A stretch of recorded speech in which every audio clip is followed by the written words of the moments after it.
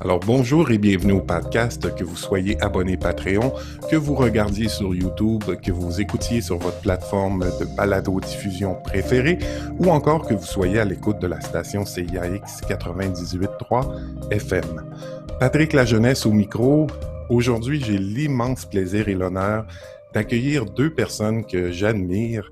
Tout d'abord, Marc Vella, qui est compositeur, conférencier, intervenant, fondateur de l'École de la fausse note, ainsi que Boris Cyrulnik, qui se passe de présentation, mais pour la forme, neuropsychiatre, chercheur et auteur. Messieurs, bonjour et bienvenue. Bonjour.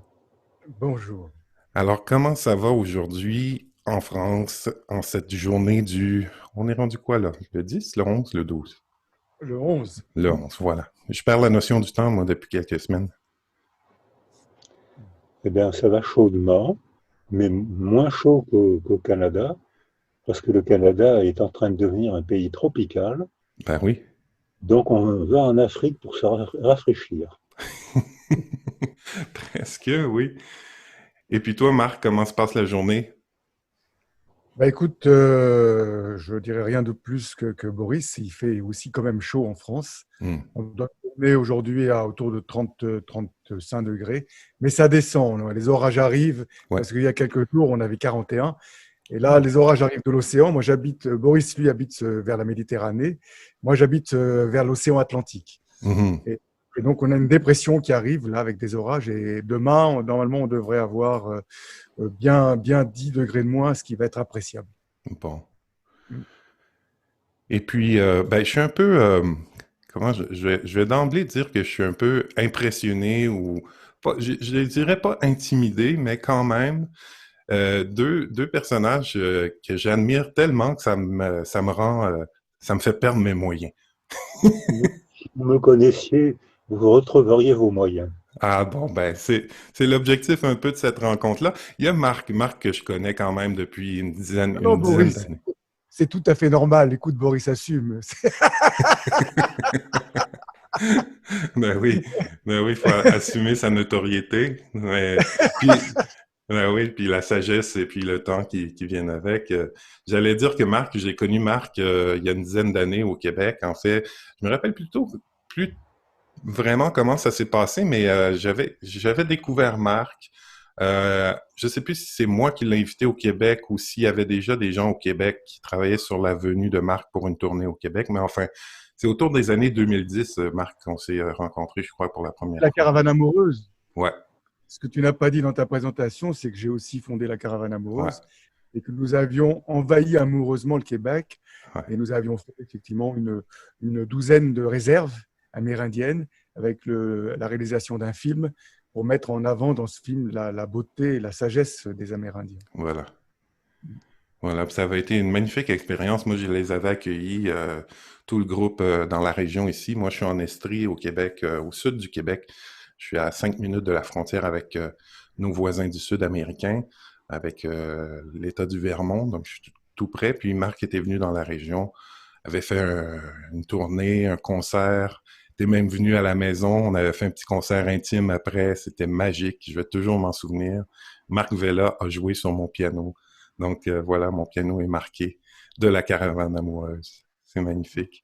Et Boris, ben en fait, la façon dont le podcast fonctionne, l'entrevue, c'est que je demande à quelqu'un que je connais déjà. Donc j'ai demandé à Marc qui tu aimerais inviter, quelqu'un que tu admires et puis avec qui tu aimerais t'entretenir pendant un certain temps.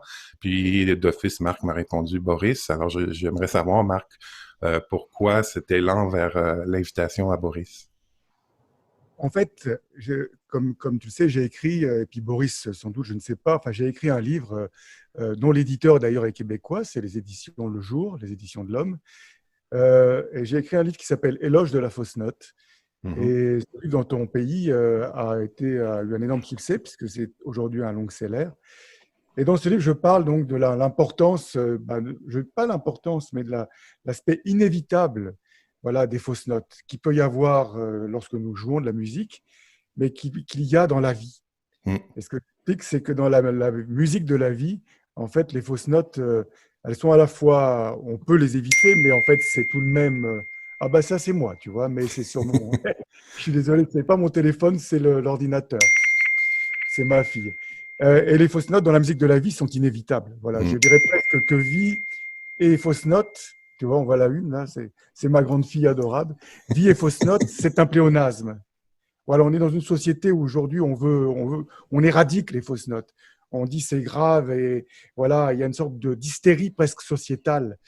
Et on le voit bien, voilà, ça tape de partout. Et ça, c'est une vraie problématique. Mm. Alors que Mm. la fausse note, je dirais, je disais tout à l'heure, c'est la vie et il nous faut l'accueillir. On est dans des sociétés où on éradique, il faut qu'on soit performant, efficace, compétitif, entre guillemets, sans fausse note. Mm. Et alors, Mm. on met des radars et des caméras. On veut à tout prix éradiquer les fausses notes. Et en fait, ce qui se passe, c'est qu'on est en fait en train d'éradiquer la vie. Mm. Mm. Donc, ce que j'explique, c'est que les fausses notes sont là. Elles sont précieuses même, parce que c'est elles qui agrandissent une partition. Jean-Sébastien Bach, Mozart, s'il n'y a pas de dissonance dans leur musique, ben, il n'y a pas de partition. Et je dirais que dans nos vies, s'il n'y a pas ces fausses notes, eh bien, nos vies seraient sans intérêt, seraient plates, elles seraient fades, elles seraient sans saveur. Et voilà Mm. pourquoi j'ai invité Boris, parce que Boris parle de résilience. Et évidemment, moi qui suis compositeur, voilà, et bien mon travail est d'harmoniser la dissonance. Et je dirais que la résilience, c'est peut-être la même chose. C'est une harmonisation des dissonances de l'existence. Qu'est-ce que vous en pensez, mon cher Boris? Alors, Brassens disait à peu près la même chose. C'est-à-dire qu'il disait il faut toujours être au bord de la fausse note, sinon on est complètement formaté. Ça devient le ronron et on n'entend plus la musique. Et Maria Callas, qui avait une voix émouvante, incroyablement émouvante, elle avait des petits vibratos dans la voix, alors qu'il y a des chanteuses beaucoup plus précises qu'elle et qui sont moins émouvantes qu'elle, parce qu'elle, justement, avec son petit vibrato, elle introduisait la condition humaine. Et dans les publications scientifiques, c'est ce qu'on voit aujourd'hui. C'est des publications qui sont tellement formatées que plus personne n'arrive à les lire. On lit l'introduction et la conclusion, et la bibliographie pour voir si on est cité, c'est tout. Mm. Et tout l'aspect humain, tout l'aspect auteur, les erreurs, les ratures, tout cet aspect-là est complètement éliminé Mm. par les publications scientifiques et c'est pour ça que plus personne ne les lit. C'est peut-être la tragédie de la singularité évacuée C'est de ça. beaucoup, que ce soit dans l'art, que ce soit dans l'écriture scientifique.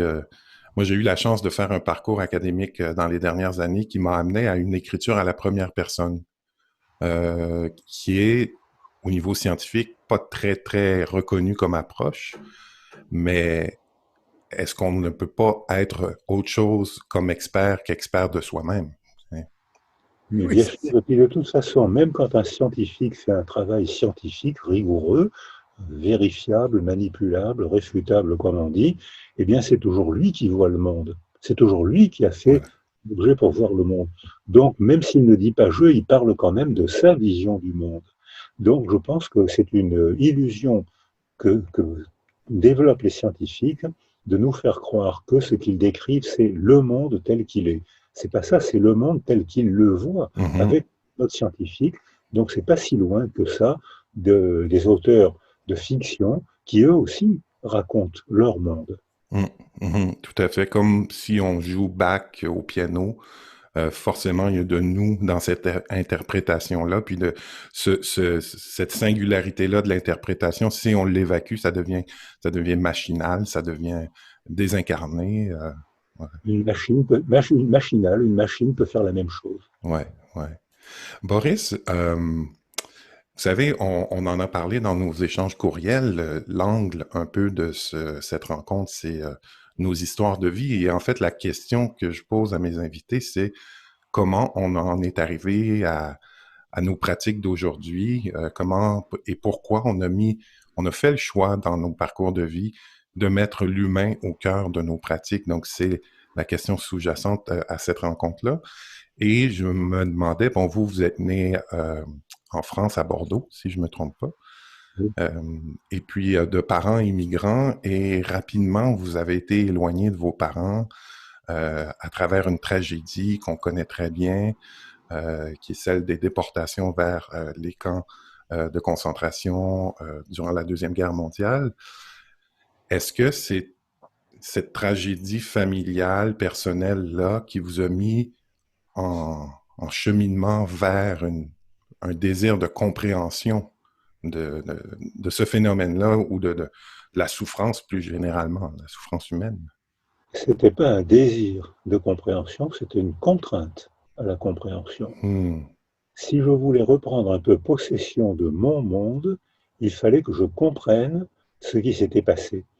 Donc ça m'a rendu complètement psychiatre parce que j'étais obligé de lire, de rencontrer, de réfléchir, d'hésiter, de raturer, de faire ma part d'erreur et de cheminement, parce que je croyais qu'en un psychiatre, j'entendais dire autour de moi, si une telle tragédie est arrivée, c'est parce que Hitler était fou.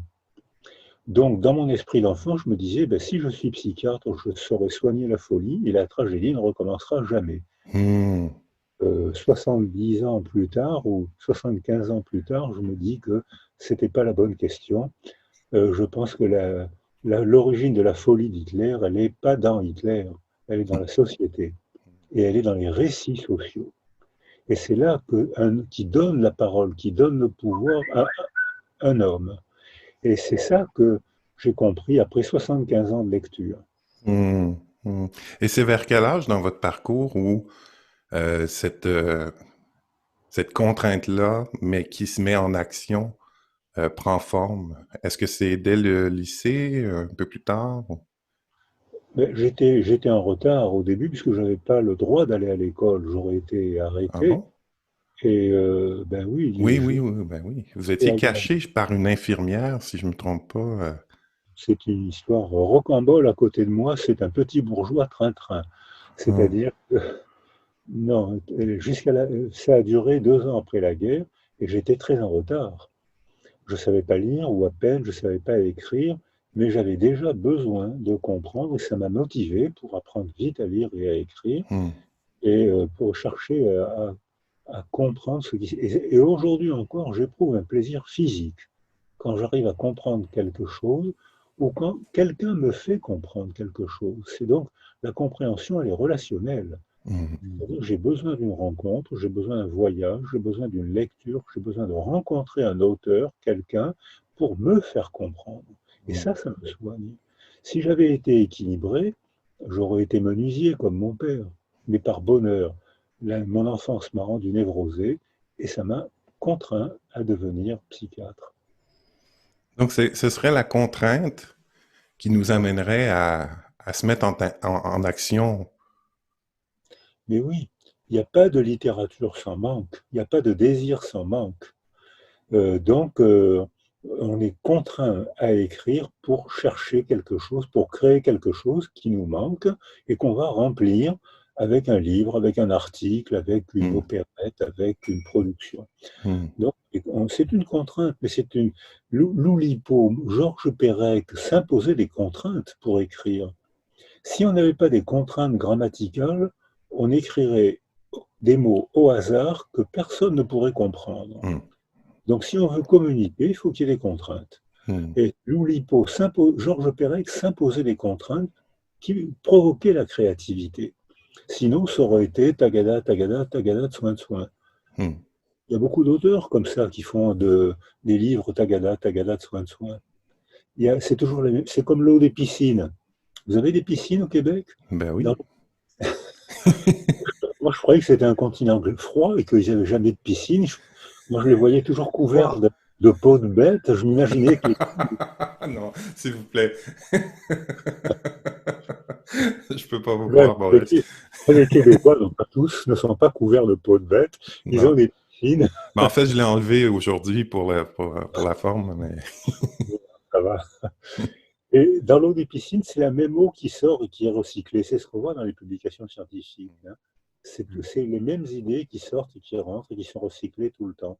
Donc, le stéréotype empêche la créativité. C'est pour ça qu'il faut des poètes, des auteurs de fiction, fiction mon œil. Parce que quand un écrivain fait une fiction, il parle de lui et de sa vision du monde.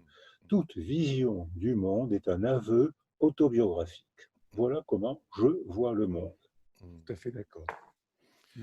Et Marc, est-ce que de ton côté, t'es né en France? Les Vélas, c'était d'origine française ou? Alors moi, je suis d'origine espagnole, mais je suis né à l'Haye-les-Roses, près de Paris. OK. Voilà. Donc, t'as grandi à Paris. T'as fait J'ai tes grandi à études. Paris, et puis après, dans le sud-ouest, près de Bordeaux, Mhm. en fait. Ma famille était de ce côté-là. Mhm. Voilà, mais pour faire court, voilà, pour dévancer la question, je n'ai pas une enfance simple. Voilà, j'ai un enfant interdit, entre guillemets, d'une union illégitime, d'une passion amoureuse, et voilà, qui était une passion cachée. Je ne devais pas naître, et voilà, ça n'a pas été facile. On m'a reproché de vivre, d'exister. On a même tenté de me tuer à la naissance. Ça ne s'est pas produit, finalement. Et puis, la vie a été très dure jusqu'à mes 16 ans. Beaucoup de violence, voilà, jusqu'à être au bord du suicide, jusqu'à ce qu'une femme de 30 ans, ma monitrice de colonie de vacances, voyant que j'étais très mal, m'a demandé de raconter ce, que je, ce qui se passait, et puis qui m'a proposé une nuit d'amour. Voilà. Et moi, cette nuit d'amour, voilà, les médias aujourd'hui parleraient de crimes sexuels sur mineurs. Moi, pour moi, cette nuit d'amour, elle m'a fondé. Je dis ça parce que c'est un sujet tellement sensible Mhm. que pour moi, les médias parlent de ça avec tellement de violence et je trouve que c'est un sujet très délicat et il faut faire attention de ne pas tout mettre dans le même panier. Voilà, il y a parfois des amours qui peuvent sauver la vie. Mhm. Moi, ça a été mon cas en tout cas. Et, et puis, bah, après cette nuit, je me suis dit, bah, voilà, je peux vivre, je peux aimer, j'ai le droit d'être sur Terre. J'ai le droit de voilà et j'ai eu une envie de découvrir les autres. J'ai vraiment eu une envie, une soif. Puis j'ai grandi d'un coup. Ça m'a amené à voilà, ça m'a explosé sur tous les plans. Et dès que puis j'avais la musique à côté de ça, qui était une passion, qui était à la fois un exutoire et un refuge, parce que dans mes enfers, mais il y a toujours eu un piano. Et dès que j'ai eu l'âge, voilà, vers 20 ans, j'ai fait des petits boulots et je me suis acheté mon premier piano. Et dès que j'ai eu mon piano, en fait, je suis parti sur les routes euh, pour, euh, pour rencontrer les autres. Voilà. Mhm. J'ai eu mon premier prix de composition à Paris, au conservatoire.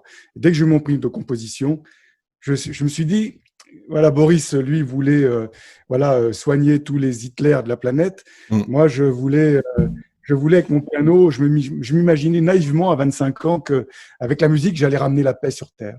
Mhm. Voilà. Et après 35 années de voyage à travers la planète, plus de 6 tours du monde, j'ai fait plus de 50 pays avec ce piano. Et je dois me rendre compte aujourd'hui, à l'aube de mes 60 ans, que la situation s'est aggravée. Je Mhm. crois que j'ai dû faire beaucoup de fausses notes parce que il y a beaucoup de pays que j'ai traversés qui, hélas, je ne pourrais même plus traverser Ouais. aujourd'hui. La situation du monde s'est quand même lourdement dégradée, il faut reconnaître. Absolument. Ouais. Idem, la même chose de mon côté. J'ai eu la chance en 90, en 91 de faire un projet d'échange qui s'appelait à l'époque Jeunesse Canada Monde, qui envoyait des jeunes à l'étranger. Et puis j'ai passé plusieurs mois au Mali à l'époque et ça a été une expérience magnifique. Puis malheureusement aujourd'hui, je pourrais pas y Ouais. retourner. C'est vrai pour plusieurs pays. Marc, il y a un mot qui, dans ton récit, si je retourne un peu en arrière vers l'adolescence et cette nuit d'amour, il y a un mot qui ressort, qui m'intéresse beaucoup, qui est celui de l'autorisation. Euh, c'est un thème qui me touche particulièrement parce que souvent, je rencontre, à la fois dans mes rencontres puis dans mes propres recherches, là, dans mes propres questionnements existentiels, ce thème-là de l'autorisation revient souvent. C'est-à-dire que l'autorité ou l'autorisation, elle est donnée. Hein, elle est donnée par une personne avec qui on est en relation et souvent une personne qui va être en situation d'autorité ou qui va être qu'on va estimer beaucoup, à qui on va faire confiance. Est-ce que dans vos vies, Marc, je l'entends dans cette nuit-là, à tes 16 ans, Boris, est-ce qu'il y a cet aspect-là de l'autorisation qui, quand on recherche dans son étymologie, est aussi associé à l'autos, à s'auto-nommer, hein, c'est-à-dire l'autonomie, c'est d'arriver à dire qui on est, mais avec avec l'appui d'un tiers personne, d'une tiers. Alors, je prends la Vas-y, parole. Boris. Oui, oui. Ben, en fait, je voulais savoir si vous aussi, vous avez eu des gens comme ça dans votre parcours qui vous ont permis de pouvoir vous autoriser à cheminer vers ce que vous aviez choisi de Il y faire. a eu des gens qui m'ont sécurisé affectivement quand j'étais enfant, puis ensuite quand je me suis marié, puis mes amis, mes enfants. Et ces gens-là, en me sécurisant affectivement, m'ont étayé et m'ont donné la permission de l'autorisation de continuer à travailler parce que je me sentais étayé affectivement.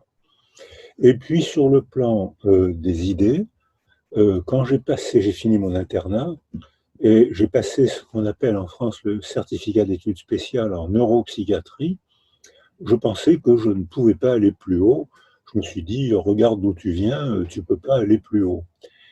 Et c'est le professeur de Marseille, Sutter, et son agrégé, Dufour, qui m'ont appelé pour participer à leur enseignement alors que je n'avais pas les titres suffisants. Hmm. Et ils m'ont dit, mais non, tu as des idées, on t'invite à participer à l'enseignement. Il y avait une flambée après mai 68, il y a eu une explosion de sciences humaines et beaucoup de jeunes s'inscrivaient, on avait besoin d'enseignants. Donc Sutter et Dufour m'ont appelé et j'ai été étonné qu'ils me fassent confiance et j'ai été étonné de voir que les étudiants venaient en nombre à mon séminaire et que du coup, cet étayage affectif qui m'avait permis d'oser apprendre à lire, à écrire et à apprendre un métier, cet étayage affectif m'a permis d'oser continuer Hmm. au-dessus de ce que j'espérais, parce que s'il n'y avait pas eu cet étayage, probablement mon cheminement aurait été beaucoup plus bas. J'aurais pas osé, j'aurais pas cru que je pouvais tenter l'aventure. Hmm. Hmm. Donc, ce Voilà. soutien-là, cette reconnaissance-là dans le parcours est quand même importante. Tout à fait. J'allais vous demander, Boris, parce que là, on parle de l'université. Après, vous avez été animateur d'un groupe de recherche en éthologie clinique au Centre hospitalier intercommunal de Toulon, la Seine-sur-Mer. Je voulais savoir tout d'abord, vous allez m'enseigner un peu qu'est-ce que l'éthologie? Alors, quand les universitaires marseillais m'ont invité à participer à leur enseignement, je leur ai dit, moi, ce qui m'intéresse, c'est l'histoire de la psychiatrie. Hmm. Et du coup, on m'a dit, pas question, si on vous prend avec nous, vous ferez l'éthologie. L'éthologie, j'avais fait quelques petits papiers sur des résumés d'articles ou de livres sur l'éthologie animale, parce que j'avais passé un concours quand j'étais étudiant en médecine pour faire ce qu'on appelait maladroitement la psychologie animale. Ça s'est appelé plus tard l'éthologie OK, OK, animale, OK. et moi je me disais, on ne peut pas faire d'expérimentation sur les humains. On ne peut pas isoler des bébés pour voir ce que ça va donner. Ça a été fait. Ça a été fait par la clinique, ça a été fait par les malheurs de l'existence, ça se Hmm. fait encore aujourd'hui par l'abandon ou la privation affective de ces enfants. Mais nous, expérimentalement, on ne pouvait pas le faire. En revanche, l'éthologie animale, observer en situation naturelle qu'est-ce que devient un petit mammifère quand il perd sa mère, Hmm. ou que devient un petit mammifère quand expérimentalement on le prive d'affectivité. Et là, on a vu une démarche expérimentale qui posait des questions dans le monde humain. Il ne s'agit pas d'extrapoler, on n'est pas des chiens, on n'est pas des singes, on est des primates quand même, mais pas des primates, on est des primates humains, des primates qui, on essaye de parler, et ça crée la condition humaine. Donc, on n'extrapole pas, mais on se sert du monde animal pour faire des hypothèses et des méthodes dans le monde humain. Et c'est comme ça que je crois que j'ai été un des tout premiers à faire de l'éthologie humaine, c'est-à-dire observer le comportement des bébés qui ne peuvent pas encore parler. Et pourquoi est-ce qu'ils ne peuvent pas encore parler? Soit parce que leur neurologie ne leur permet pas de parler, soit parce qu'il n'y a pas d'altérité affective qui leur invite à parler. Et dans les Hmm. deux cas, ces enfants ne parlent pas, ils ont un retard de parole. Mhm. Donc voilà, ça a été le départ d'une aventure qui a fait toute ma vie. Mhm. Et je pense que c'est peut-être à cette époque-là que vous avez rencontré Jane Goodall. Jane Goodall qui a étudié les primates en Afrique. Ah, c'est elle qui a lancé le mouvement, hein. Alors il y a eu d'autres femmes, c'est mystérieux, c'est les femmes qui partaient en Afrique avec les singes et qui décrivaient que quand on vit dans un milieu de singes, on n'observe pas du tout les mêmes comportements. Et là, elle a observé des phénomènes. En vivant avec eux, il faut être gonflé, hein. On dit gonflé au Québec. Oh oui. Oh oui. En vivant avec eux, elle a vu qu'il y avait une hiérarchie sociale, qu'il y avait une entraide, qu'il y avait un empêchement de l'inceste chez les primates, chez les singes, Ah ouais. et elle a vu des tas de phénomènes qu'on n'aurait pas pu voir dans un laboratoire. Donc c'est nous ce qu'on fait en clinique, où on voit sur le terrain des situations folles, invraisemblables, qu'on ne voit pas en laboratoire. Ça n'exclut pas le laboratoire, mais c'est un autre questionnement. Et donc Jeanne Goudal m'a beaucoup inspiré, c'est même elle qui m'a le plus inspiré au début de nos recherches. Et est-ce que c'est avec Jane que vous avez fondé après la clinique de l'attachement et des systèmes familiaux ou? Non, je dirigeais un séminaire à la faculté de médecine de Marseille avec Suter et ensuite avec le professeur Souleyrol. Et l'université de Toulon est venue me chercher pour me proposer de faire un diplôme d'université centré sur les attachements, l'éthologie, l'attachement et les systèmes familiaux. Hmm. Et même, je suis enseignant associé dans des universités belges où j'enseigne aussi l'éthologie Hmm. et les théories de l'attachement en Belgique. J'ai même été invité au Canada pour faire croire que j'avais des connaissances. Puis ça a fonctionné? Enfin, les Canadiens m'ont cru, faut pas. On est un peu naïfs, hein?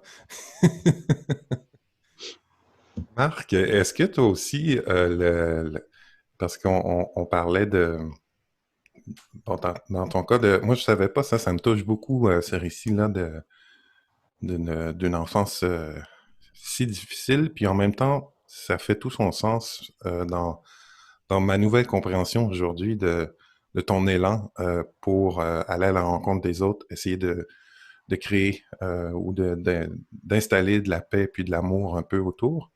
Euh, Est-ce que c'était une réaction? C'est-à-dire, est-ce que c'était un élan qui était euh, une réponse à la violence par l'amour, par la paix, en essayant d'équilibrer dans ta vie ce... En fait, je vais répondre à tout ça avec en même temps en associant ce que tu demandais tout à l'heure sur le mot s'autoriser. Oui. Si tu veux, pendant presque 20 ans, on te dit que tu ne dois pas vivre, Mm. que tu es de trop. Il y avait ce harcèlement à l'école, la violence quotidienne qui fait qu'à un moment donné, voilà, moi, je dirais ce qui m'a. Boris, tu parlais de ce qui t'a étayé. Moi, rien ne m'a étayé, rien du tout. Ça n'a été que moi, vraiment que moi. Et ça n'a pas été facile, évidemment. Cette femme, justement, cette nuit d'amour, ça a été le premier étayage pour moi. Mm. Et puis ensuite, j'ai compris qu'il fallait que c'était sur moi que je dois compter, vraiment. Et que si je devais, je dirais, accomplir, comme dit Paolo Coelho, ma légende personnelle, ben, je ne devais vraiment que assumer mes choix, mes décisions Mm. et les réaliser seul. Donc voilà, comme je disais, dès que j'ai eu ce prix à Paris, j'ai pris mon piano que je venais de m'acheter, mon quart de queue, et je suis parti sur les routes parce que j'avais soif, j'étais très curieux de l'humain, j'avais cette conscience aussi aiguë que voilà, on n'est pas, la vie ne dure que très peu de temps. Et je me suis dit que avant de mourir, j'avais vraiment envie de voir ce monde, comprendre voilà le mystère de l'autre à travers moi ce qui est moi mon média, c'est-à-dire la musique, qui me permettait. Pardon. Ce piano a été un véritable cheval de Troie ou un Mm. sésame, si tu préfères. Donc je l'ai amené partout. Ça a été avec l'aide évidemment des centres culturels français, des alliances françaises, des ambassades, où j'ai donné des concerts dans ces endroits-là, Mm. mais aussi euh, en demandant, après en restant un certain temps dans le pays et en prenant un 4x4 et en allant, en partant à l'aventure pour rencontrer des tribus, des peuplades, en amenant le piano, voilà, rencontrer des peuples premiers, pour me frotter musicalement, mais aussi pour me frotter humainement, voilà, essayer ouais, ouais, je dirais euh, ouais, c'est ce mystère humain qui est juste incroyable, moi qui m'a toujours fasciné. Hmm. Et tous ces films aujourd'hui que l'on montre, ces films soi-disant grands spectacles, ces fictions dont parlait Boris, qui montrent bien trop souvent l'humain en proie à des choses horribles, de psychopathes, de zombies. C'est toujours, finalement, ces films, c'est toujours les mêmes scénarios. Ça commence toujours par un truc horrible et puis c'est une vengeance. Moi, j'ai pas vu ça de l'humanité. Hmm. Après plus de 50 pays traversés, moi, j'ai souvent rencontré des humains qui ont envie de donner, qui ont envie de partager, qui ont le cœur sur la main, qui ont une vraie conscience.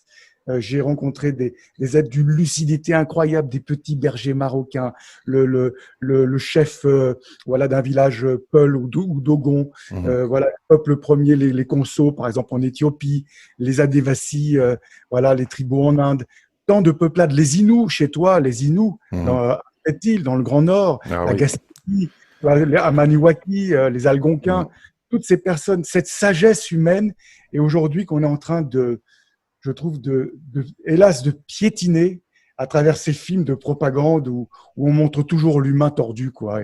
Alors que, voilà, je trouve que quand même en grande majorité, euh, Moi, être... j'ai un confrère d'université, un ami en fait, qui m'a dit un jour, puis lui, il vient de l'Amérique du Sud, puis il me disait, en Amérique du Nord, on a vraiment une obsession et on a un côté voyeur. Euh, C'est-à-dire qu'on a besoin de voir la misère. On dirait que c'est comme une espèce de pulsion, pulsion de mort, on dirait de vouloir... parce que tu parles des films, Marc, puis moi je suis un bon consommateur de cinéma, puis c'est vrai que particulièrement dans les nouveaux réseaux, si je pense à des chaînes télévisées spécialisées qui nous montrent des films hollywoodiens ou des séries où c'est toujours l'apocalypse, en fait, c'est une espèce de, de, de, de, de métaphore C'est de une ce qu'il y a propagande. Pour moi, c'est une de ce qu'il y a de propagande. pire, de ce qu'il y a de plus laid en l'humain. Je ne sais pas pourquoi on a cette obsession-là C'est une d'aller propagande. creuser là-dedans en Amérique.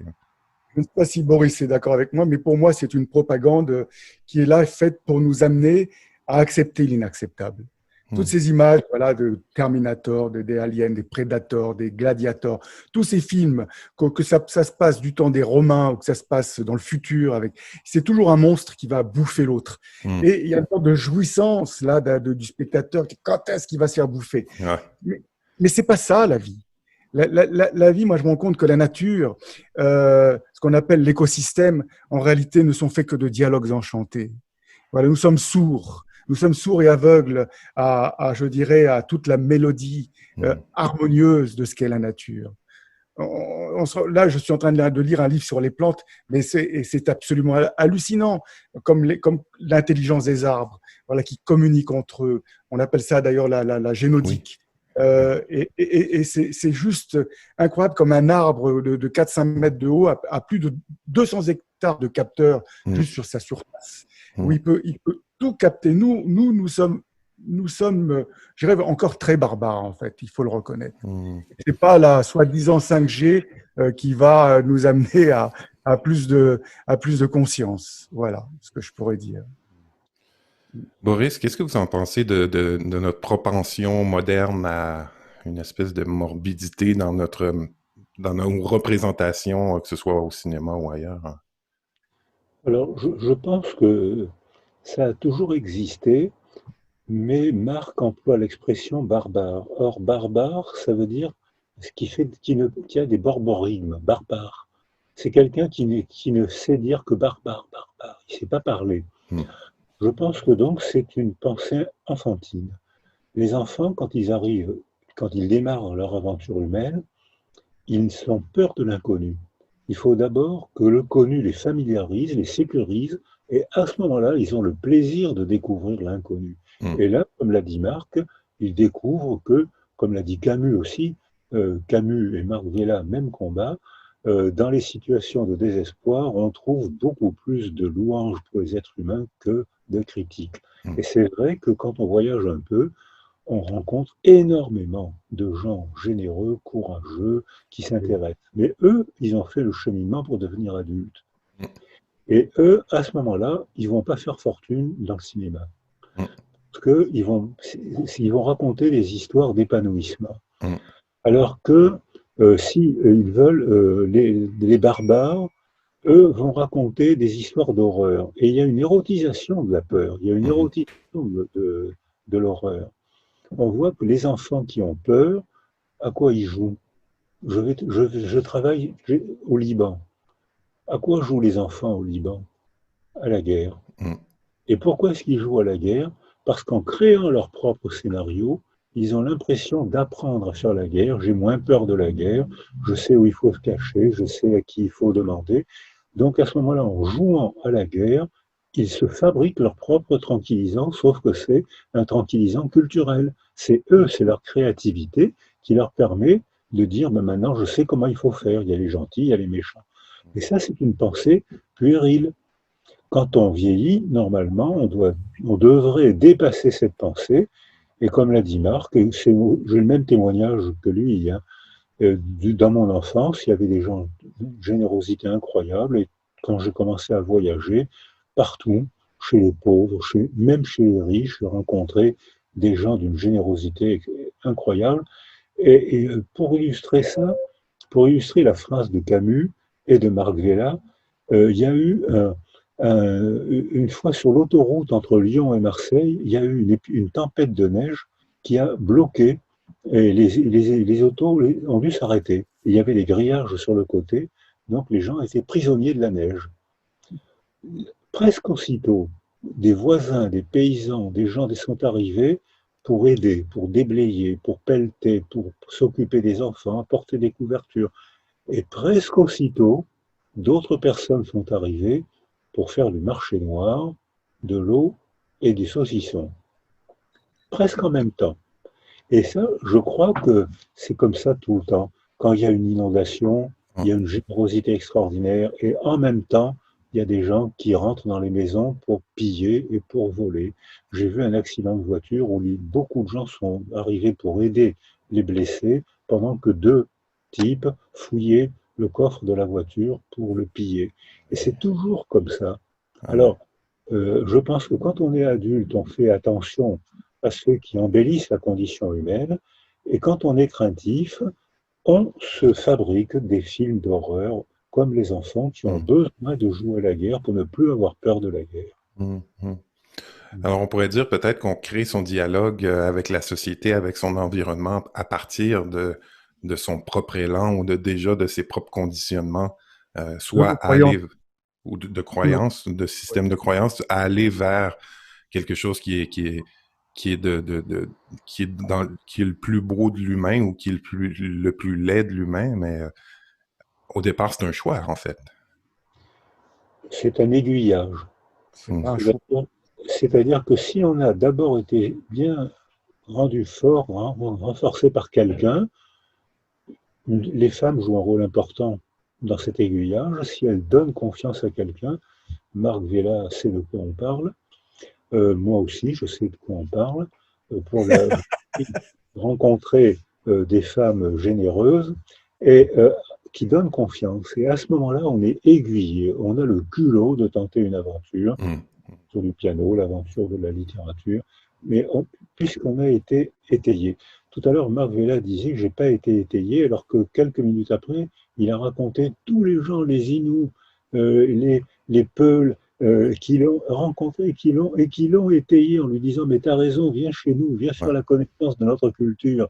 ouais. Et à ce moment-là, il a eu le plaisir, le culot et le plaisir de courir la planète, qui est toute petite, hein, qui est pas Euh, grande, pas trop Mon la cher mesurer. Boris, mon cher Boris, ce qui m'a étayé, moi, c'est une fausse note.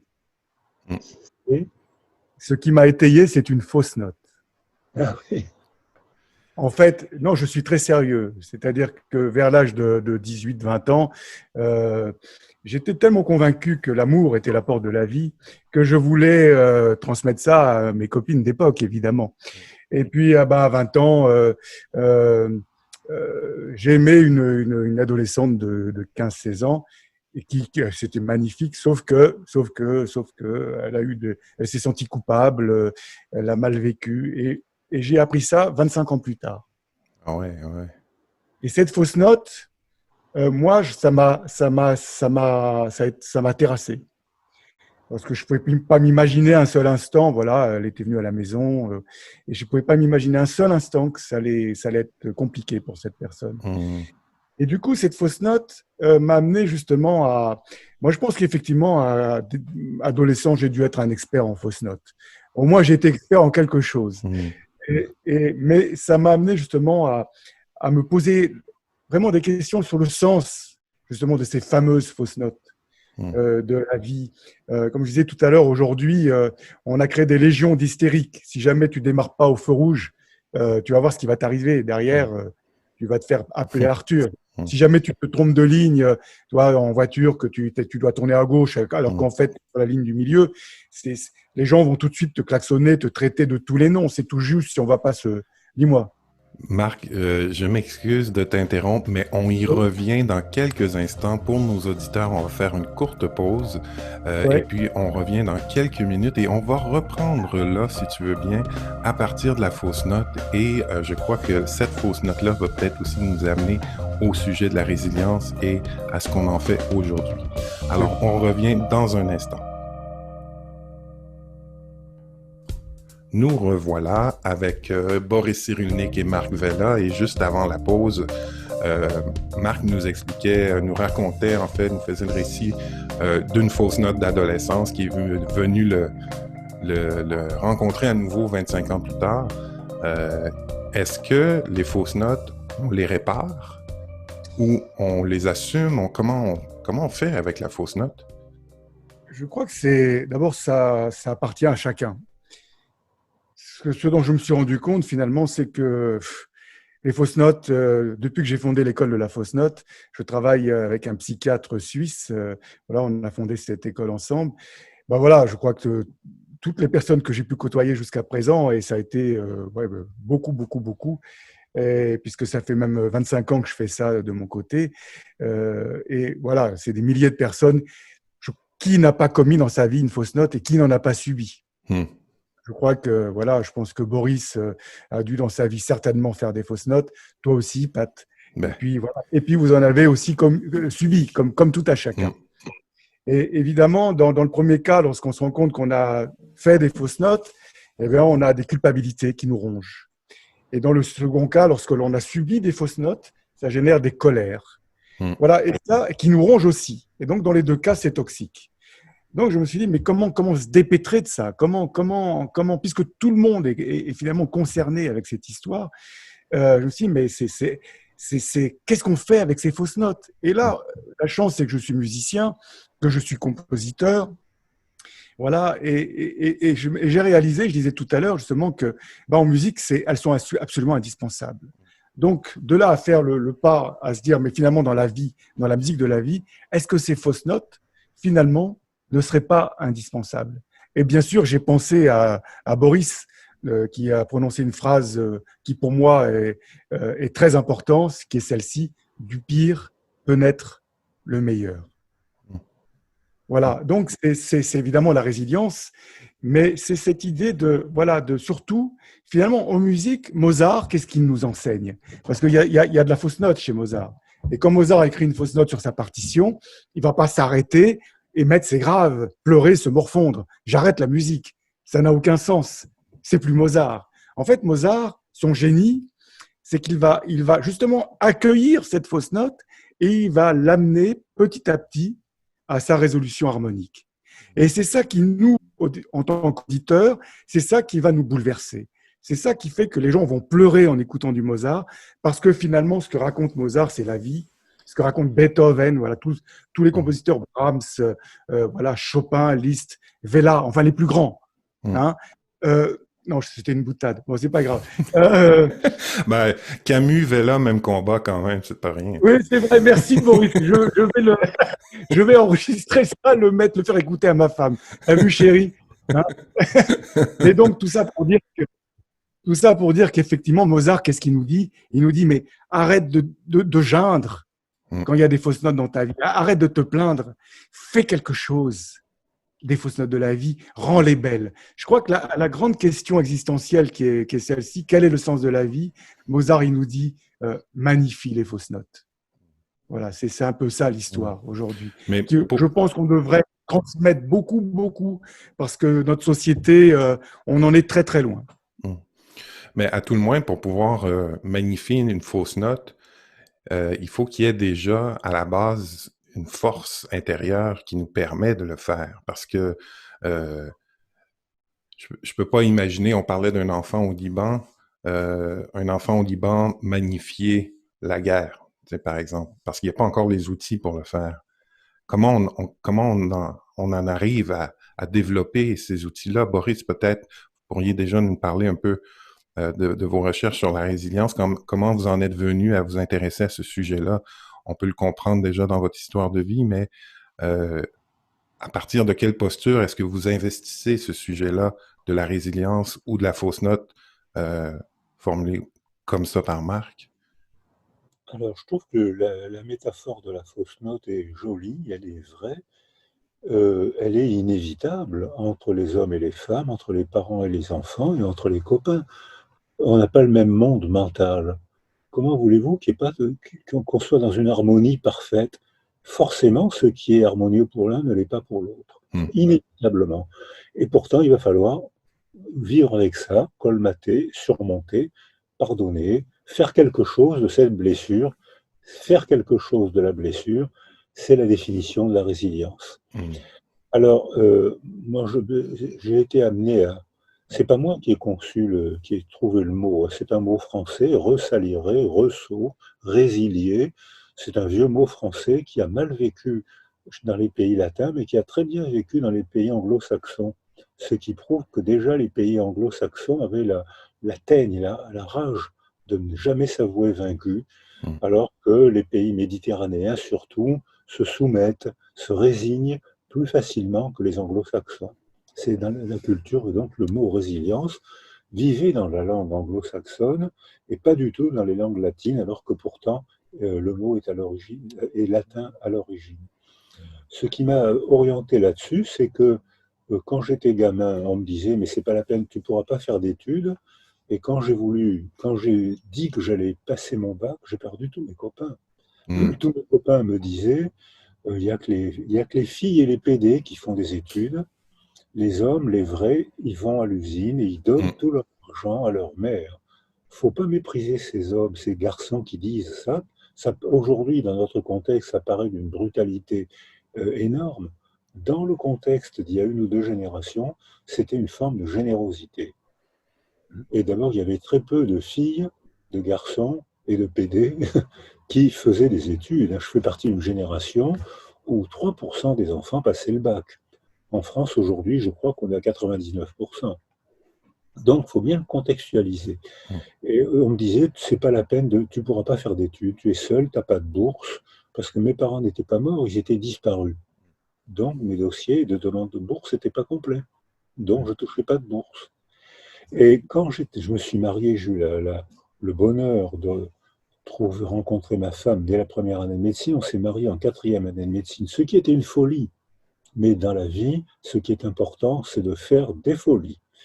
Et donc ça, c'était une merveilleuse folie et on n'avait pas d'argent. Il fallait être givré pour vouloir se marier alors qu'on n'avait rien. On s'est marié et on a été voir des assistantes sociales pour demander des prêts d'honneur. On était en 4e année de médecine. Donc, je pouvais faire des remplacements 12-18 mois après. Tout le monde a refusé un prêt d'honneur en disant « c'est trop dur, vous n'y arriverez pas ». Et on y est arrivé. Et quand j'entends cette phrase aujourd'hui prononcée pour les gosses des quartiers, les gosses qui n'ont pas de famille, les gosses qui n'ont pas de culture autour d'eux, Quand j'entends dire, mais voyez, regardez ces enfants, regardez de quelle famille ils viennent, regardez dans quel pays, dans quel quartier ils viennent, ils sont foutus, c'est pas la peine de s'occuper d'eux, ça me blesse. Mais oui, Ça me c'est clair. blesse personnellement parce que j'ai entendu 100 fois cette phrase et elle est fausse. Donc, quand le mot résilience est arrivé, c'est pas moi qui l'ai trouvé, hein, il y a plein de gens qui l'ont trouvé. On attribue la maternité à Amy Werner, qui est une psychologue américaine. Elle mérite d'être la mère du concept, mais il y a beaucoup de chercheurs. Solnit, qui est un psychiatre de Boston, je crois, pas loin de chez vous, Solnit l'avait déjà employé. Paul Claudel en France l'avait déjà Oui. employé. Ah, oui. Ah. Donc, ça veut dire que j'avais un compte à régler avec ce mot. Hmm. C'est pas moi qui l'ai trouvé, mais ce concept m'a parlé et j'ai organisé à Toulon le premier groupe de recherche sur la résilience. Est-ce que je me trompe, Boris, ou la façon dont je l'entends, ce serait un peu un refus d'un destin imposé? Mais bien sûr, Hmm. c'est exactement ça. Ouais. C'est l'anti-destin. Hmm. Comme l'a dit Marc, je comptais sur moi, je ne pouvais compter que sur moi. Si je m'étais soumis, je serais garçon de ferme. Je n'ai rien contre les garçons de ferme, hein. Hmm. C'est un métier de plein air qui me plairait bien, hein. Mais je me suis rebellé et je me suis dit, ben, c'est pas vrai. Je ne me suis pas soumis, donc ce qu'on disait tout à l'heure sur l'autorisation, j'ai transgressé. Hmm. Et très souvent, les créateurs sont des transgresseurs, c'est pour ça qu'ils sont souvent agressés, parce qu'ils ne respectent pas le ronron culturel, les stéréotypes. Et en transgressant, ils peuvent devenir créateurs en musique. C'est pas la fausse note, c'est jouer avec la fausse note. Ouais. Brassens disait, Une ou danse. Verdi disait ça aussi, c'est frôler la fausse note et hop, y échapper. Hmm. Donc, Verdi le fait tout le temps, ça, hein. Donc, il frôle, il va se casser la figure. Eh ben non, il ne se casse pas la figure. Hmm.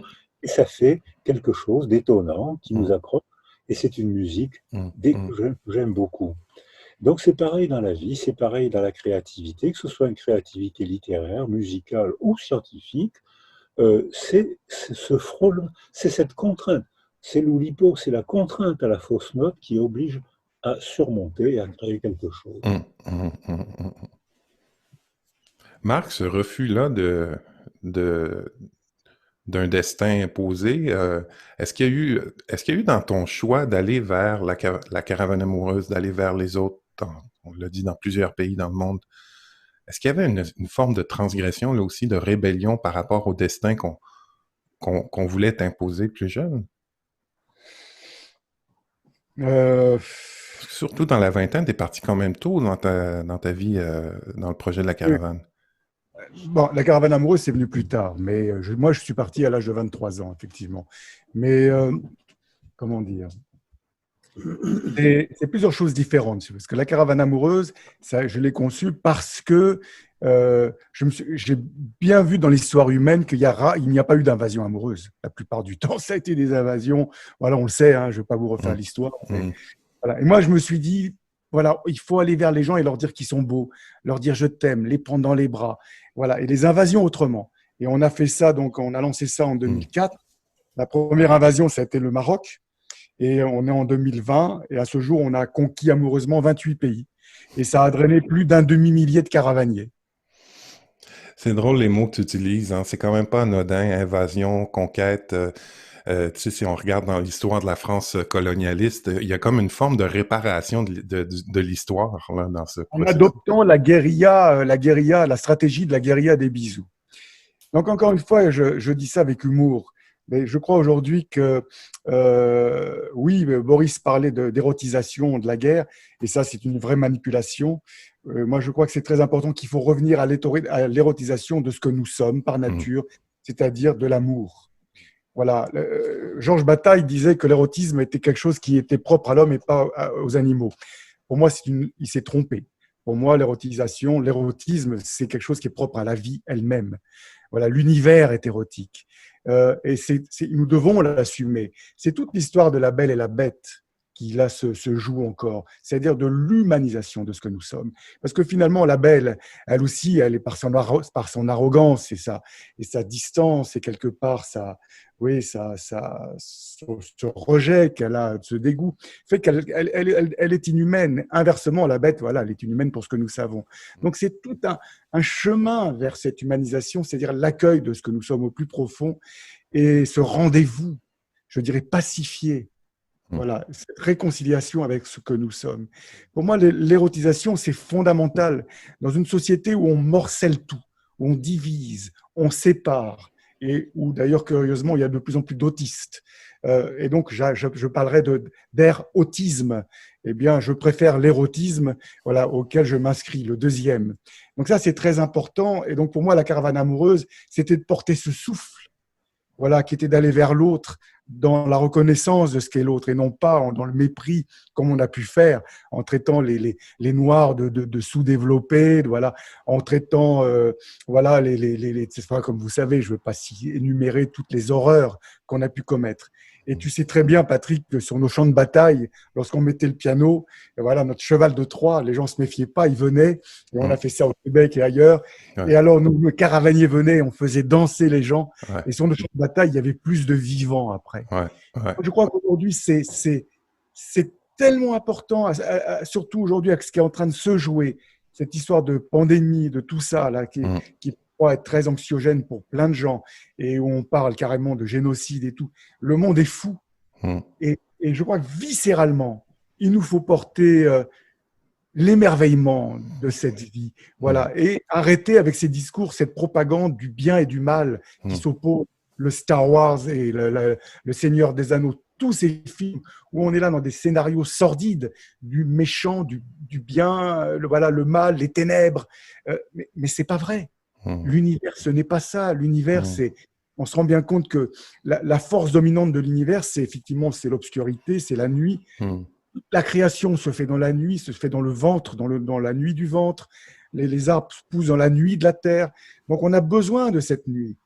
Et cette nuit, je finis ma phrase juste, Patrick. Cette nuit, elle va nourrir justement cette ascension vers la lumière. Et la lumière, du coup, quand l'ascension s'est réalisée, eh bien, c'est pour illuminer les ténèbres. C'est une danse et c'est un désir de l'un et de l'autre. Voilà, anges et démons, pour moi, servent le même rêve et ils nous attendent dans la même auberge. Ben oui, parce que... Rien ne s'oppose, tout s'épouse. Voilà, parce que le monde est fou, on est le monde. Il s'agit d'assainir notre propre univers. Il s'agit, enfin, c'est peut-être pas aussi simple que ça. Changer les croyances, c'est ça. Changer les croyances. Puis tu as parlé du ventre. Ça m'intéresse parce que j'aimerais peut-être entendre Boris là-dessus. Pour moi, le ventre, c'est la conscience de soi au moment où l'acte créatif a cours. Donc, dans la fausse note, pour moi, enfin, si j'ai conscience de mon corps, si je suis en présence de moi-même au moment où la fausse note se crée, ce n'est plus une fausse note parce que je l'intègre comme un mouvement intérieur.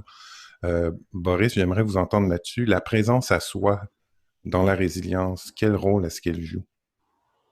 Alors, ce que Patrick appelle la présence à soi, peut-être c'est ce que nous, on appelle l'estime de soi, la confiance en soi. Et quand Patrick parle du ventre, moi je pensais au ventre des femmes. On est tous nés d'une femme. Et on sait maintenant que le psychisme, la construction psychologique commence dans l'utérus. C'est-à-dire que beaucoup plus tôt que ce qu'on croyait, le système nerveux de l'enfant se met en place. Et si la mère est stressée, elle sécrète les hormones du stress. C'est dosé, le cortisol, les catécholamines et une centaine d'autres. Et on sait que ces hormones du stress passent dans le liquide amniotique et que le bébé en déglutit tous les jours. C'est-à-dire que si la mère est stressée, le bébé avale tous les jours sa dose de cortisol et l'hormone du stress. Donc il y a quelque chose qui est transmis. Ce qui veut dire qu'on a une responsabilité politique et éducative en organisant autour des femmes enceintes la stabilité et la sécurité.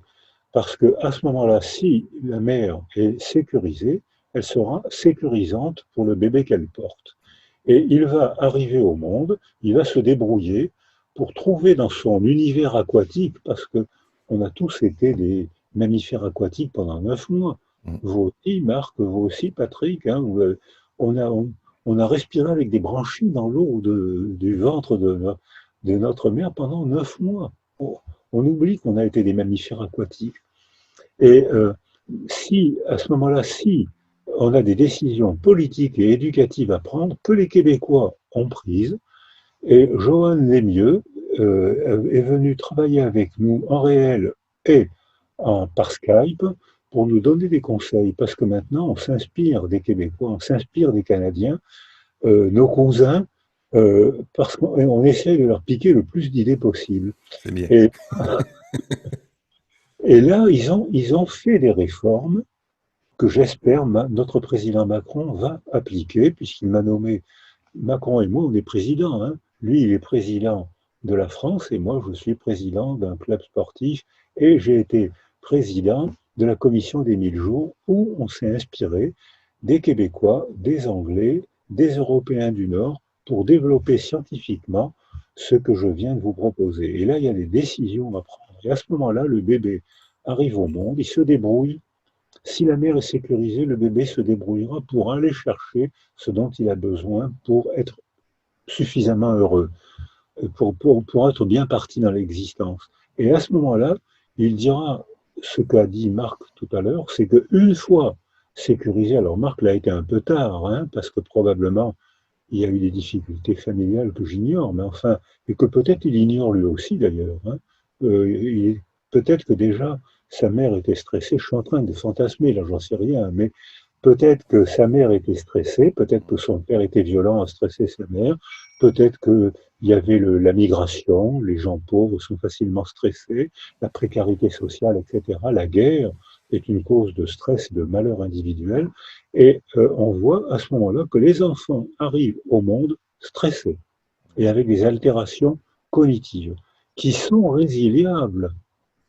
On peut appliquer les retombées. C'est pas un destin comme Patrick me l'a fait dire tout à l'heure. C'est pas un destin. Si on fait rien, c'est un destin. Et qui nous demande de rien faire?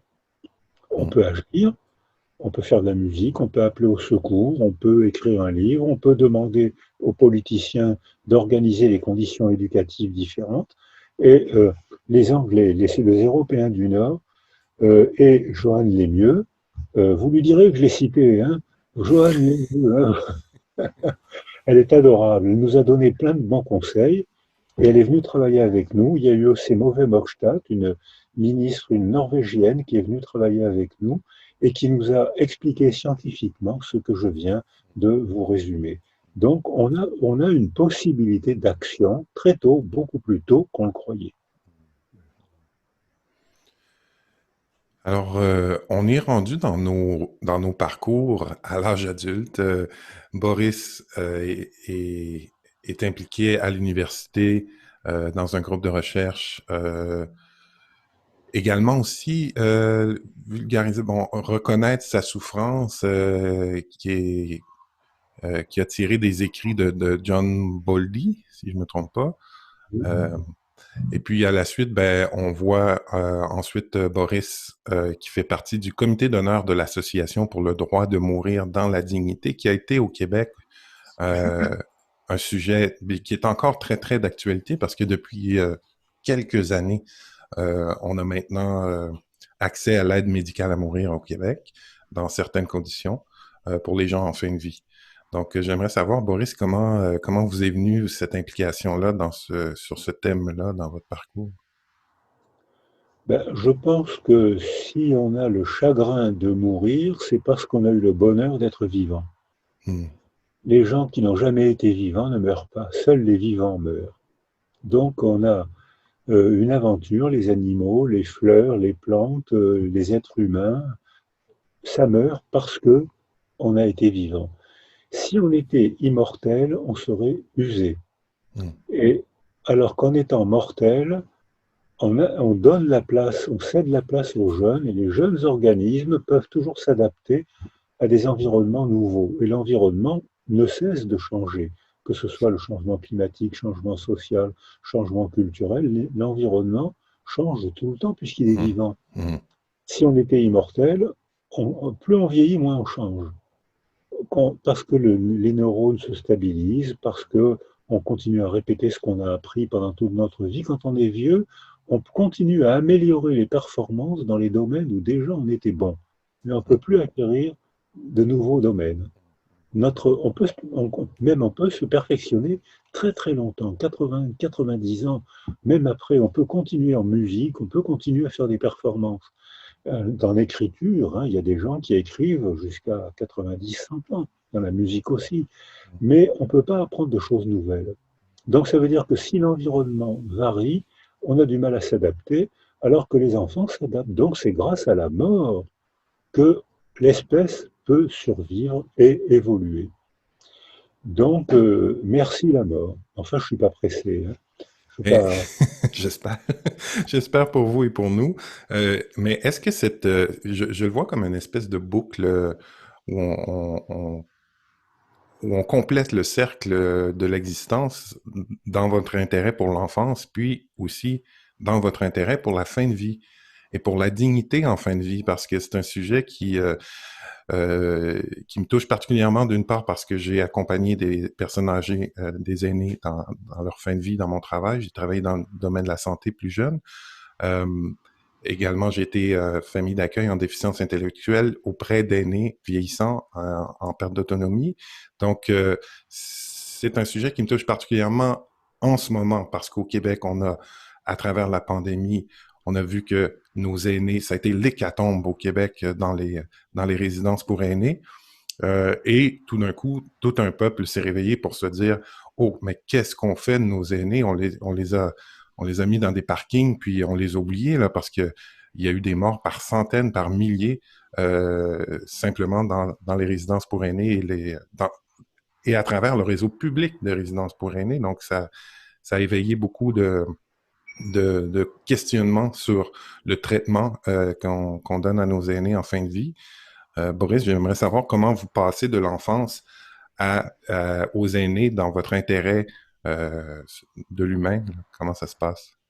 Eh bien, j'ai travaillé aussi avec les gens âgés et c'était passionnant de voir comment les gens âgés comprennent beaucoup plus longtemps que ce qu'on croyait. Même quand ils perdent l'accès aux mots, ils comprennent les gestes, ils comprennent les mimiques et on peut encore continuer à communiquer avec eux beaucoup plus longtemps. Mais il y a un moment où la mort psychique précède la mort physique. Et à ce moment-là, il n'y a que du malheur, il n'y a que de l'indignité. Et je pense qu'il faut se bagarrer le plus qu'on peut pour maintenir les âgés dans la relation, même quand les mots disparaissent, l'affection continue, l'attachement continue. Une petite visite de temps en temps, c'est 10 minutes pour les jeunes, ils y repensent, les âgés y repensent, c'est énorme pour eux. Tant que la vie persiste, il faut l'entretenir, la relation, un coup de téléphone, un petit cadeau. Une bêtise de la vie, pour eux, c'est un cadeau énorme. Mais quand la vie psychique est éteinte, et la vie psychique souvent s'éteint avant le corps, à ce moment-là, la vie n'a plus de sens. Hum, Il n'est hum, que de l'humiliation, l'indignité. Et là, je pense que les gens âgés le souhaitent, beaucoup de gens âgés le souhaitent, hein, c'est-à-dire partir dignement. Je sais que maintenant, j'ai plus rien à attendre de la vie. Ma survie ne peut que donner du malheur aux gens que j'aime. À ce moment-là, je choisis librement, ma dernière liberté, c'est de choisir de partir dans la dignité. Et là, je pense qu'il y a des méthodes que les Suisses, hum. je ne savais pas que les Québécois l'avaient accordé, mais là, il va y avoir des débats en Espagne, en Belgique, en Suisse, Belgique, ouais. des débats à faire de façon à ce que ça se passe dignement. Parce qu'il faut aussi qu'il y ait de la dignité pour celle qui part, mais il faut aussi donner la dignité aux enfants qui restent et à ceux qui restent. Donc là, je pense qu'il y a des rituels à faire qu'on peut inventer, rituels techniques, rituels sociaux, culturels, humains, qui permettent de ne pas humilier les gens âgés, trop hum, âgés. hum. Marc, tu allais rebondir? Non, non, je ne peux aller que dans le même sens, évidemment. Maintenant, il faut vraiment se poser la question de ce mot dignité, parce qu'aujourd'hui, je crois que, hélas, moi, pour moi, j'ai le sentiment que ça concerne aussi les gens plus jeunes. Voilà, aujourd'hui, hélas, on est dans des sociétés qui, pour moi, ne respectent pas suffisamment le vivant sous toutes ses formes. Hum, Et donc là, il y a pour moi une vraie problématique de regard, voilà, et de conscience sur ce vivant. Voilà, autant bien sûr sur l'humain, mais voilà sur tout ce qui nous entoure. Comment ne pas être scandalisé par ce qui se passe, voilà, ces forêts qu'on brûle, les déforestations, les sols aujourd'hui, ces agricultures intensives. Voilà, donc pour moi, ce mot dignité s'adresse à tout le vivant.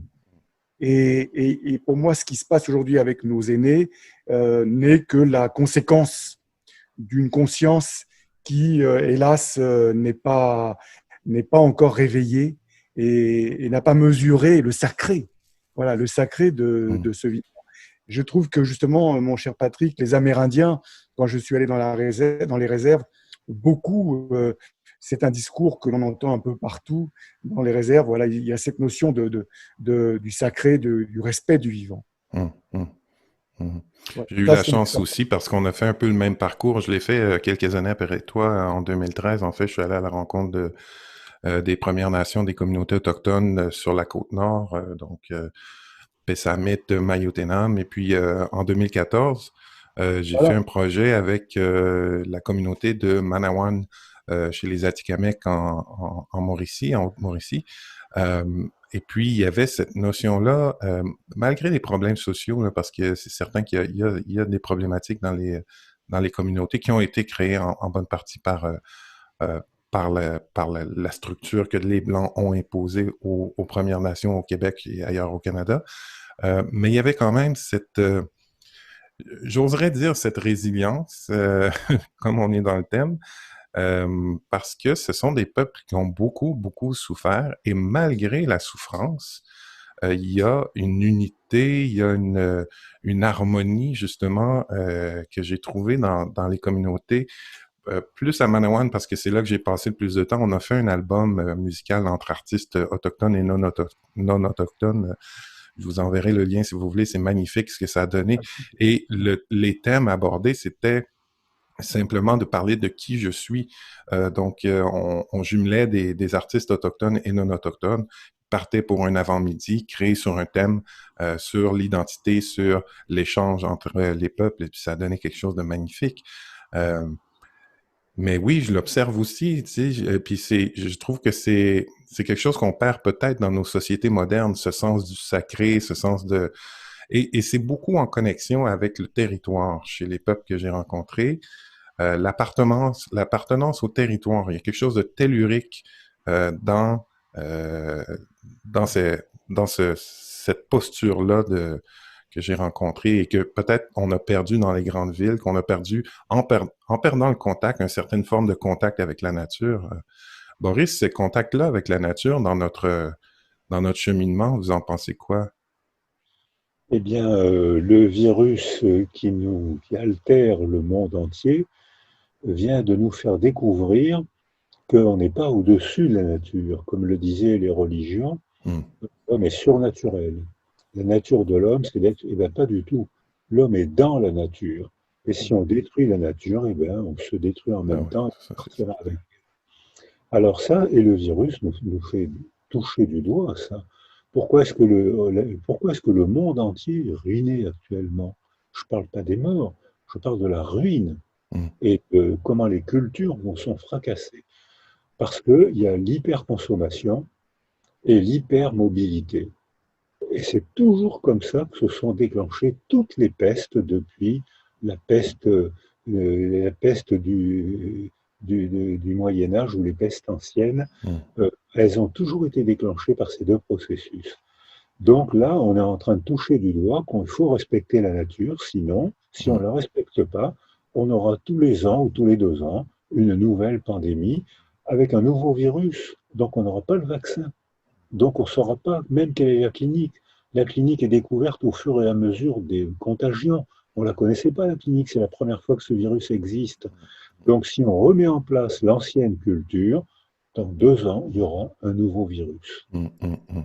Donc, on est contraint au changement, on est contraint, Les oui, contraints à l'amour. on est On est contraint à contraint. l'amour, on est contraint au respect du territoire, au respect de notre nature et de ses limites. Alors, les Indiens l'avaient compris, ça, puisque surtout les Amérindiens, quand ils tuaient un bison, ils n'en tuaient qu'un, Mm, parce qu'ils devaient manger. Pour ne pas mourir, ils faisaient donc une prière de pardon, un chant de pardon, en disant au bison, on te tue parce que sinon on va mourir, ouais, mais respecte ton peuple bison. ouais, Alors que nous, on tuait des milliers de bisons et les carcasses pourrissaient par terre et mm, les Indiens ne comprenaient pas. C'est-à-dire qu'ils avaient compris qu'il faut respecter la nature. mm, Alors, ils la respectaient avec leur culture, avec leur chant, avec leur mm, philosophie, mais ils la respectaient. Alors que nous, on l'exploitait. mm, On exploitait la nature comme on a exploité les hommes, comme on a mm, exploité les mm, femmes. mm, Donc, et c'est comme ça qu'on a fait notre culture. Donc, peut-être, il faudrait envisager une autre manière de fabriquer du social. mm, mm. Pour Euh, revenir, Patrick et oui. Boris, sur tout ça, même le règne animal a compris tout ça. Il faut, par exemple, les baleines qu'on a cru muettes pendant des millénaires. Aujourd'hui, avec des hydrophones, on s'est rendu compte, Mm, voilà, qu'elles chantent, mais que leur chant, voilà, c'est pas juste des chants comme ça. C'est un vrai langage. Par exemple, il y a eu une étude qui s'est faite. Voilà, c'est un chercheur, Pierre Laverne, qui s'est rendu compte que les baleines chantaient autour du phytoplancton pendant des jours et des jours avant de s'en nourrir. Et en fait, les chants stimulaient en fait la croissance de ces phytoplanctons et toute la chaîne protéique de ces phytoplanctons, qui fait que du coup, lorsqu'elles elles arrivaient à leur maximum, à ce moment-là, les baleines pouvaient s'en nourrir. Et seulement les baleines et les baleineaux qui avaient besoin de ces mm, protéines. Donc, il y a une vraie conscience, comme par exemple l'herbe et les vaches. On s'imagine qu'un troupeau va brouter voilà, n'importe où un champ. Mais pas du tout. En fait, ce serait l'herbe. On pense aujourd'hui que ce serait peut-être l'herbe qui détermine l'endroit où les vaches vont brouter. mm, Parce qu'à un tel moment, il y a des endroits d'herbe qui ont besoin d'être, qui ont besoin comment dire, des bousses de vache pour se nourrir, qui ont besoin d'être piétinées parce que c'est par le piétinement que les racines vont se développer. Et donc, elles sont appelées à être broutées à cet endroit parce que les autres endroits où c'est pas le moment, les herbes ouais, sécrètent une sorte ouais, de substance qui les rend toxine. amères et les vaches se déplacent. Mm, Donc, mm, on voit bien que les dialogues enchantés de la nature, et non pas un écosystème, quel mot pour moi barbare et pauvre, pour décrire finalement toute la magie de ce qu'est notre monde. mm. Voilà, ça semble important aujourd'hui d'enseigner tout ça à nos politiques principalement, et puis à nous tous, quoi. Ben, on va essayer de cultiver nos dialogues enchantés. Euh, Notre entretien, ça, c'est- on arrive vers la fin tranquillement, mais avant de se quitter, j'aimerais savoir où vous en êtes aujourd'hui un peu, c'est quoi vos projets. Boris, quand j'ai demandé à Boris de quel ouvrage il aimerait qu'on mette de l'avant dans la rencontre, en fait, les liens vers les livres vont être sous la publication, sous la vidéo. Boris m'a donné 2 titres. Il y avait La nuit, j'écrirai des soleils et France-Algérie, résilience en Méditerranée. J'ai particulièrement accroché sur le titre La nuit, j'écrirai des soleils, que je trouve un titre magnifique. Boris, est-ce que vous voulez nous parler un peu de ces 2 ouvrages? Eh bien, on en a parlé pendant 1 heure, c'est-à-dire, c'est-à-dire comment le manque contraint à la créativité. Mm, Et à ce moment-là, on éprouve le bonheur de la créativité. Je n'ai pas dit la facilité, mm, j'ai dit mm, le bonheur. C'est pas facile, mais c'est possible. Et je prends les exemples. C'est un travail d'un Suisse, Enal Erechnik, qui avait constaté que parmi les grands écrivains du XIXe siècle, il y avait un nombre anormalement élevé d'orphelins. Et ils mhm. se sont dit, mais comment expliquer ce Ouais, phénomène? ouais, ouais, ouais. Et effectivement, ils ont proposé que le comble, le manque, si on le remplit pas, c'est l'angoisse. Mm. Mais en revanche, le manque, si on le remplit par un engagement affectif, par un engagement social, par la musique, par les mots, on comble le manque et à ce moment-là, on donne sens à sa vie et on transforme le manque en plaisir de rencontrer, Mm. d'aimer, de bavarder, de créer. Mm. Mm. Mm. Ben, magnifique, j'invite les gens à aller consulter ces ouvrages. Marc, l'école de la fausse note, est-ce que ça se poursuit, là? Comment ça va fonctionner à la rentrée? Eh bien, oui, c'est une aventure vraiment magnifique parce que déjà le fait de recevoir des personnes qui sont blessées, qui arrivent avec leurs histoires, voilà, de séparation, d'addiction, Mm. problématiques relationnelles, voilà, qui sont pétries de culpabilité, de souffrance. Donc, je les fais jouer au piano. Il n'y a Mm. pas besoin de prérequis musical, contrairement à ce qu'on pourrait penser. On peut faire jouer quelqu'un qui n'a jamais joué de musique de sa vie. Ce que j'enseigne, en fait, c'est l'importance de la quinte. Mm. La quinte en musique, c'est juste fondamental. C'est Mm. pas un intervalle quelconque comme une sixte ou une tierce, voilà, comme on pourrait enseigner au conservatoire. La quinte, ce qu'il faut savoir, c'est que toutes les musiques du monde s'appuient sur cet intervalle. On ne peut pas créer sans la quinte. Mm. Voilà. Et si on écoute Mozart, Bach, Brahms, enfin tous les compositeurs, Eric Satie, Chopin, on la retrouve tout le temps. Mm. Edvard Grieg, Mm. Rachmaninoff, voilà, cette quinte est omniprésente. Mm.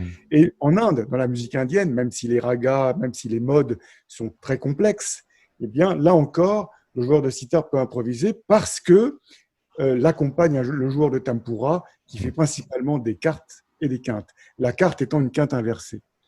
Donc tout mon travail aujourd'hui, c'est d'amener les gens à construire ce que j'appelle la quinte intérieure. La quinte, la tonale étant le soi, que je compare au soi, c'est on s'appuie sur le soi. Comme en musique, on va s'appuyer sur la tonale pour poser les musiques, pour poser les notes. Et cette tonale va générer des harmoniques, tout Mm. comme le soi génère des harmoniques, qui sont les facettes de notre personnalité. Dans les harmoniques de la tonale, il y a ce qu'on appelle la dominante, qui est une harmonique en fait, qui est la principale, qu'on entend le plus, qu'on appelle la dominante, et qui se trouve, elle, à la quinte. Dans donc, les facettes de nos personnalités, il y en a une qui domine, qu'on appelle notre nature.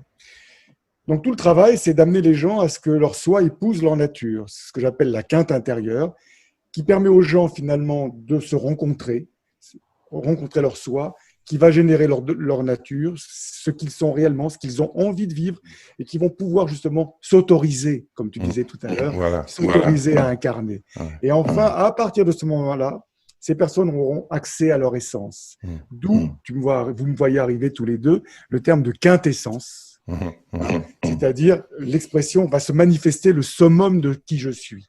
Voilà, la quintessence de Boris, c'est tout ce qu'il a fait, ce sont ses livres, ce sont ses conférences, c'est tout ce qu'il a pu donner au monde. Mm. Et évidemment, si cette quinte intérieure n'est pas réalisée, eh bien, qu'est-ce qui se passe? La vie m'esquinte. Mm. Nous sommes extérieurs. Oui, mais les mots nous disent tout. Ce sont des panneaux indicateurs magnifiques. Les mots, ce sont de la musique, c'est de la musique. Il ne faut pas l'oublier. Donc, ça nous dit tout et ça, c'est très important. Donc, la suite des événements, je continue bien sûr ce travail. J'aimerais beaucoup proposer à Boris d'en être le parrain. Voilà, et c'est parce que je pense que ça a du sens, voilà, avec son travail sur la résilience. Et puis, ben voilà, c'est aujourd'hui aussi sur l'écriture d'un livre sur le sujet. Merveilleux.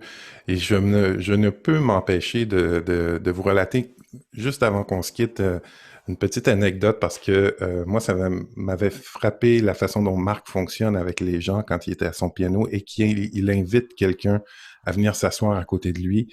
Et souvent des gens qui ont jamais joué une note de piano de leur vie. Et je l'ai vu faire ça. Je l'ai vu en vidéo, je l'ai vu en présence alors qu'il était dans notre région. Et j'ai trouvé ça magnifique. Et un jour, je travaillais auprès des aînés à domicile, à donner des soins. Et je donnais un soin dans une petite maison de campagne à un monsieur de 95 ans qui était alité 24 heures sur 24. Et je lui donne ses soins, puis je vois qu'il y a un piano dans la maison. Puis après les soins, je m'en vais au piano, puis il y avait les petits-enfants du monsieur qui étaient là. Et ça semblait un peu difficile dans cette maison-là. Je connaissais pas bien la dynamique, mais ça semblait un peu difficile. Et j'invite la petite fille qui a peut-être 5-6 ans à venir s'asseoir à côté de moi. Et je commence à jouer du piano, une note. Je lui demande de me répondre. Elle joue sa note. Et tranquillement, pas vite, on crée une harmonie, une mélodie ensemble. Et c'était de voir ses yeux à cette jeune et les yeux de son grand-père qui n'était pas capable de parler, qui avait plus l'usage de la parole, mais qui avait un sourire jusque-là et qui est fondu en larmes en voyant sa petite fille pour la première fois de sa vie jouer du piano. Ça a été une expérience de soins magnifique. Écoutez, j'invite les gens à aller consulter les ouvrages de Boris, à aller consulter le site web de Marc, je vais mettre le lien, également le livre L'éloge de la fausse note. Messieurs, un grand, grand merci. Ça a été une superbe rencontre. Je vous remercie pour votre temps, votre patience, votre générosité. Ça a été vraiment un très, très beau moment pour moi et j'en ai la conviction pour les gens qui vont nous écouter. Merci de m'avoir invité. Ouais, merci beaucoup. Et Boris, c'était un vrai bonheur de enfin se rencontrer. Voilà, on s'est enfin rencontrés après les tentatives. Voilà. À bientôt, j'espère. À bientôt. Oui. Bon bain, Patrick. Merci beaucoup à vous deux et puis un bel été à vous. Au revoir. Au revoir à tous.